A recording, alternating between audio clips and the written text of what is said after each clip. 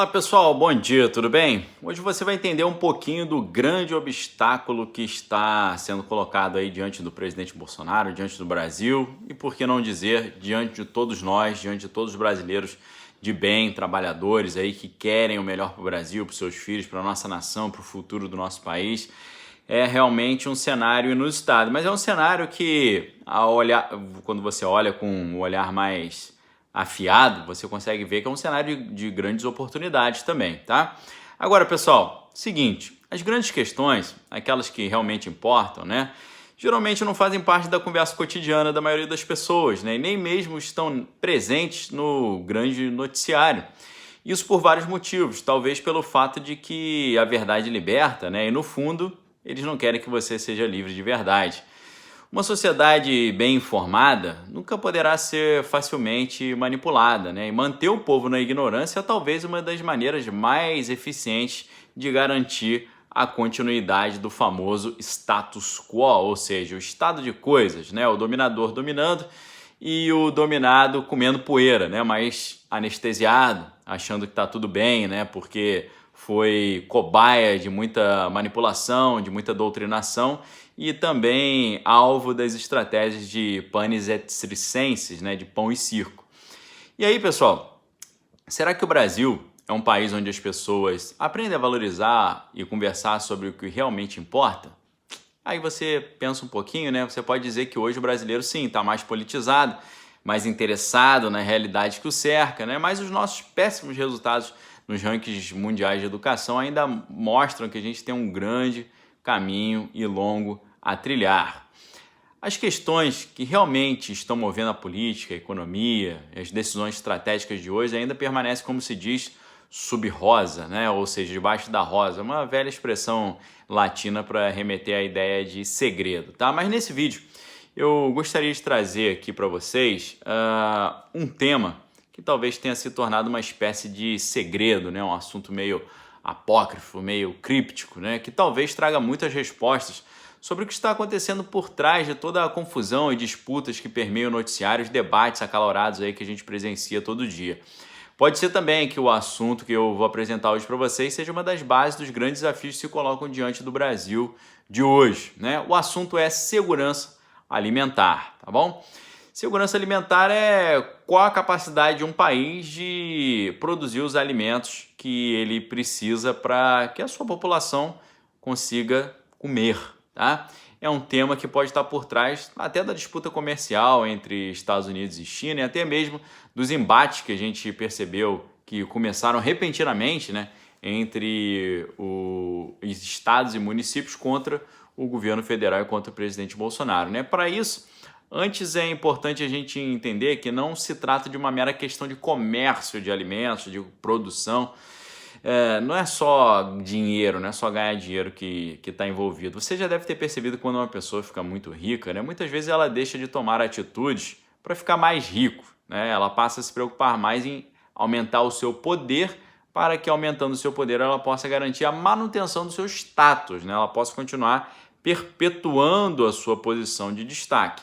Agora, imagina isso num caso de um país, né? Imagina um país extremamente rico e chega ao ponto em que ele não busca mais ganhar dinheiro, acumular, né? Mas que ele quer garantir o controle da situação, a fim de que o status quo, o estado de coisa, se mantenha.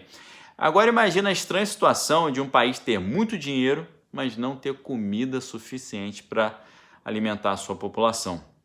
Você pode dizer, isso é coisa de mitologia, né? Aquela história do rei Midas que pediu ao deus Baco para que tudo que ele tocasse se transformasse em ouro e que acabou vivendo uma situação crítica de quase morrer de inanição, né? Porque até os alimentos que ele encostava viravam ouro, né? Então, isso é coisa de mitologia, o cara ter muito ouro e não ter comida.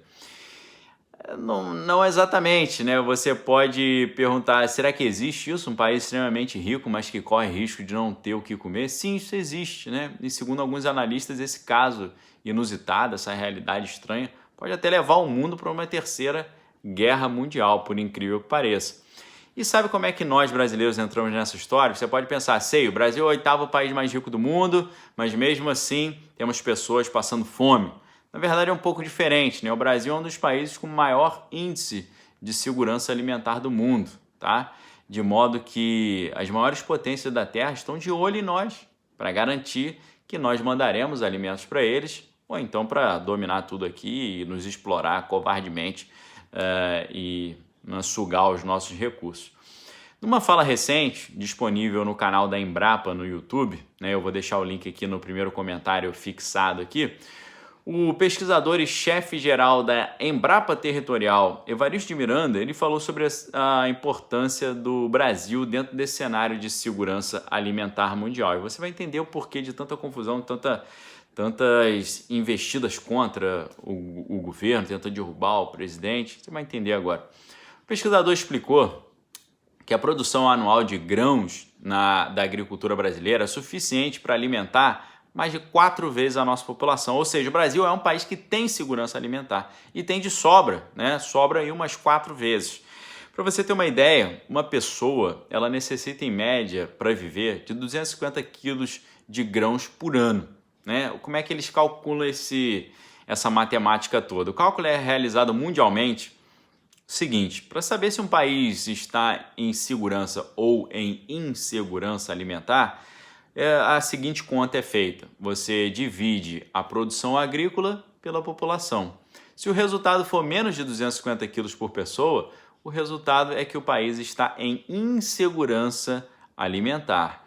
Esse é infelizmente o caso de alguns países da África, mas também é a situação de outros países muito ricos, como a Coreia do Sul, o Japão e a própria China. Para você ter uma ideia, né, de como a gente está numa situação de vantagem nesse cenário, o Brasil precisa de 50 milhões de toneladas para alimentar toda a sua população. Mas, veja só, nosso país produzirá na próxima safra 245 milhões de toneladas. Sabe o que significa isso? Significa que quase 5 vezes a quantidade necessária para alimentar todos os brasileiros. A nossa produção anual é capaz de alimentar 5 vezes os brasileiros por ano, quase 5 vezes. Então, sobra muito, como eu disse para vocês. Mas além disso, né, além dos grãos, você sabe, o Brasil produz muitos tubérculos, mandioca, batata doce, inhame, além de frutas e hortaliças, sem falar no açúcar, nas castanhas e nos óleos, né? Ao todo, a produção vegetal do Brasil alimenta 1,5 bilhão de pessoas no mundo, tá? Nesse mercado, não é só a quantidade, a qualidade também. Nós somos extremamente competitivos e com ótimos preços no mercado, tá? Quem mais cresceu, né, como o comentarista fala nesse vídeo da Embrapa, quem mais cresceu em produção de alimento no ano passado no Brasil nas exportações foi o milho, né? Nós fomos beneficiados até por essas disputas comerciais entre os Estados Unidos e a China. Isso abriu um caminho para a gente exportar 43 milhões de toneladas, né? Nos tornamos, talvez, ali temporariamente, o primeiro exportador de milho do mundo, tá? O Brasil já é um celeiro do mundo. A gente alimenta praticamente 20% da população mundial. E essa população que compra do Brasil, na sua maioria hoje, é composta pelos chineses. Ou seja, pessoal, o Brasil está numa situação de grande interesse internacional. E a gente tem que tomar cuidado, por um lado, para não nos vendermos barato, né? E também, por outro lado, para não deixarem que nos manipulem. Aí você fala assim, por que, Daniel, tem risco do pessoal tomar o controle do Brasil? Então, a gente tem falado muito sobre guerra híbrida, né? Guerra de quinta geração, né? Essas estratégias de guerra por procuração. Hoje em dia um país não precisa mais botar, como os americanos chamam, boots on the ground, né? As botas no chão, não precisa entrar e invadir um país. Existem os próprios agentes internos ali que fazem serviço por eles. Agentes internos esses não só como manifestantes de rua, mas também pessoas em posições elevadas de poder, que podem funcionar ali como agentes atuando em favor desses interesses internacionais naquilo que se chama também de quinta coluna, né? Quinta coluna é quando alguém de dentro trabalha em favor dos interesses de fora. Então, pessoal, Estados Unidos, China, entre outros países, estão muito de olho, com um olho desse tamanho, em cima do Brasil, querendo que o Brasil se alinhe com eles para que eles possam garantir a sua, no final das contas, sobrevivência, né? Porque você ter muito dinheiro, mas ter uma população que não está devidamente alimentada, você não consegue controlar essa população, isso vira um problema seríssimo, tá? Então, pessoal, esse é o desafio que se coloca diante do presidente Bolsonaro aí, porque é muita pressão vinda de fora, é muita gente querendo puxar para um lado. Obviamente, a China é um grande parceiro comercial brasileiro, mas ideologicamente o Brasil está se alinhando mais com os Estados Unidos. Os Estados Unidos também, não é porque é tudo amiguinho, né? O We Are the World, We Are the Children, né? Aquela comoção, né, toda. Tem interesses estratégicos, geopolíticos e econômicos, né? E no final das contas, da própria segurança alimentar.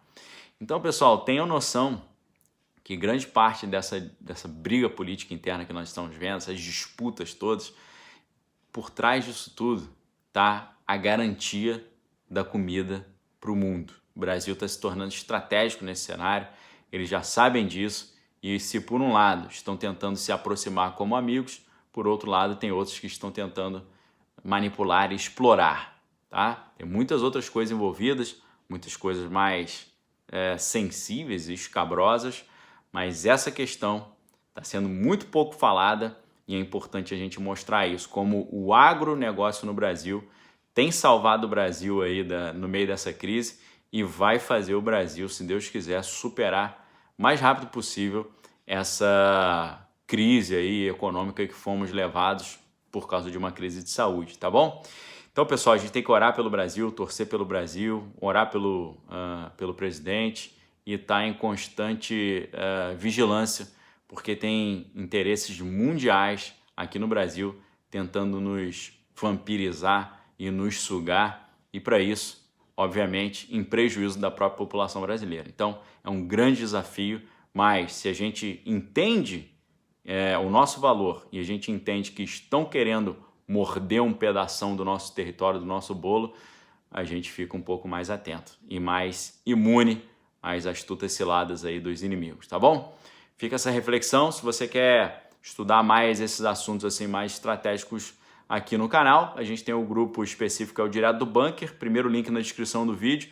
Você clica aí, se torna membro do canal Daniel Lopes, ali eu falo que eu revelo o outro lado da história, né? Que são todos os jogos de poder por trás, né? As forças atuantes, né? Mostrando como é que manipula-se o discurso, né? Como é que a gente é alvo de um monte de manipulação, uma espécie de blindagem contra a manipulação. O Direto do Bunker, todos os dias à noite, vídeos exclusivos aí, fica o convite, tá bom? Um abraço, fiquem com Deus, uma excelente semana, examine todas as coisas, retenha o que é bom. Valeu!